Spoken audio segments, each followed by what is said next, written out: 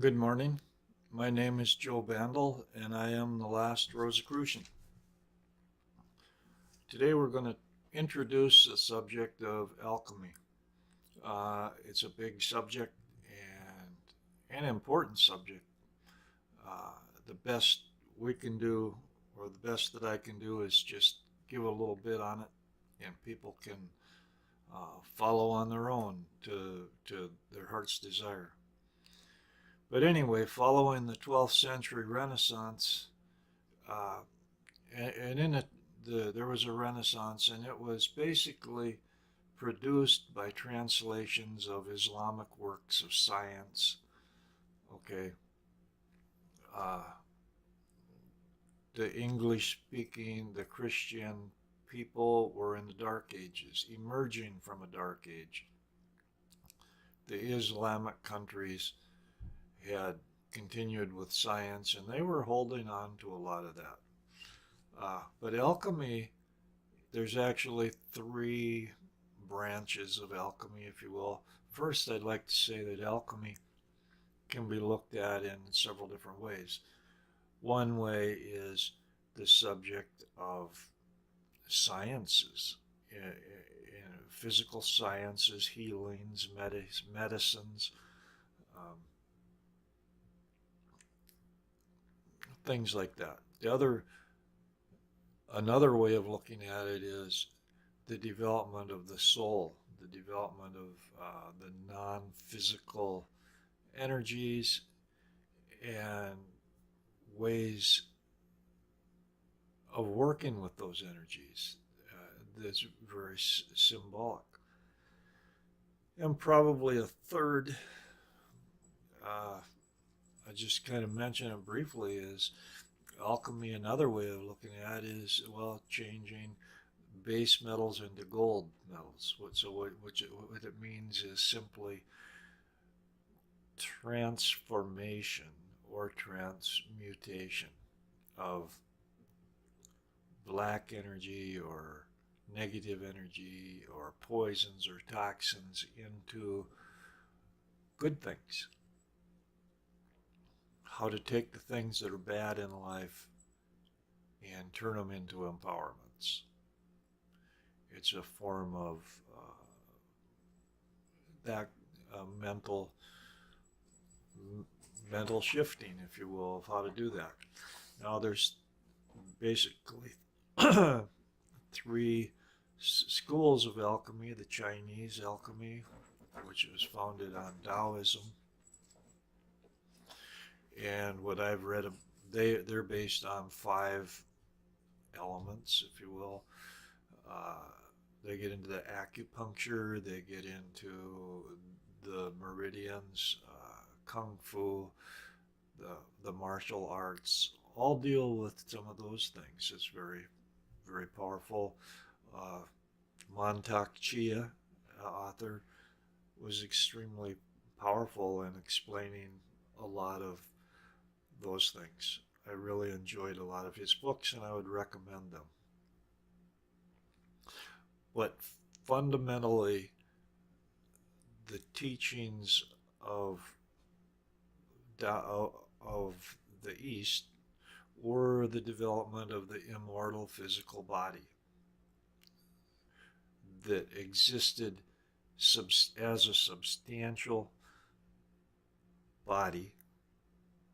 Physically, it could be tangible to a degree, uh, in which awareness existed beyond the death of the physical body, where the physical body was cast away when it was created. Uh, that sounds similar, very similar to organic Gnosticism on what we're talking about. The Indian alchemy, of course, dealt with, uh, well, in India, we have what is in modern day considered the origins of Tantra and the left hand path of Tantra Buddhism, left-hand Buddhism, what's the development of the thunderbolt body, the development of the diamond body, same thing as what we've seen in the East, is the development of an immortal body that's very substantial at the lower astral levels, as opposed to Christianity, which had Sophia, and it was involved in creating the soul, a non-physical spirit body, out of mental energy, way up here, totally reduced and renouncing the lower levels. A little bit difference there. Western alchemy, which we're talking about with the Sophia thing and stuff like that, started out with Greek thought and Roman thought. Then it moved over into the Islamic culture, and from the Islamic culture after the Crusades started moving into medieval Europe. And that, while highly symbolic and allegorical, was dealing with the philosopher's stone, things like that. But it also dealt with its beginnings in Egypt and talked about teachings of the early Egyptians. Hermes Trismegistus, the Emerald Tablets. Now, the library at Alexandria was a melting pot for Pythagoreanism, Platonism, Stoicism, and Gnosticism. And of course, that was destroyed when the Mongols came in. And one of the basics of alchemy, everything was formed from only 4 elements: earth, air, water, and fire. Now people can say, oh, that's really so symbolic or whatever, but I'm going to throw a little thought out at you. What about if you looked at that and you said solids, liquids, gases, and plasmas? Oh, wow. All of a sudden, that's a different story, because there are 4 states that each element or can exist in, which is the solid, the liquid, the gas state, or a plasma state.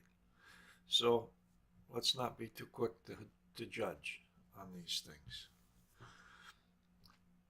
Now, alchemy coexisted with emerging Christianity in the 4th and 5th centuries. By the middle of the 7th century, most of alchemy was alchemical, meaning it involved,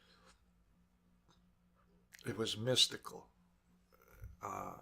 It was talking about the marriage of the Christ and Sophia. It was talking about the marriage of the heart or the physical body awareness with the Christ spirit.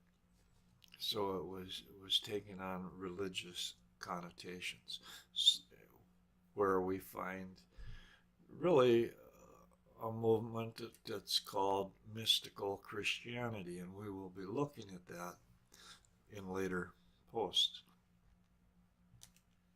Now, another thing,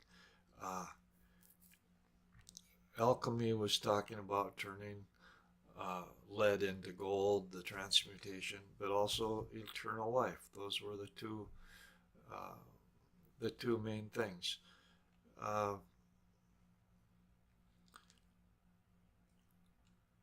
That pretty much, I'm looking at my notes here, that pretty much says about an introduction to alchemy here. Now,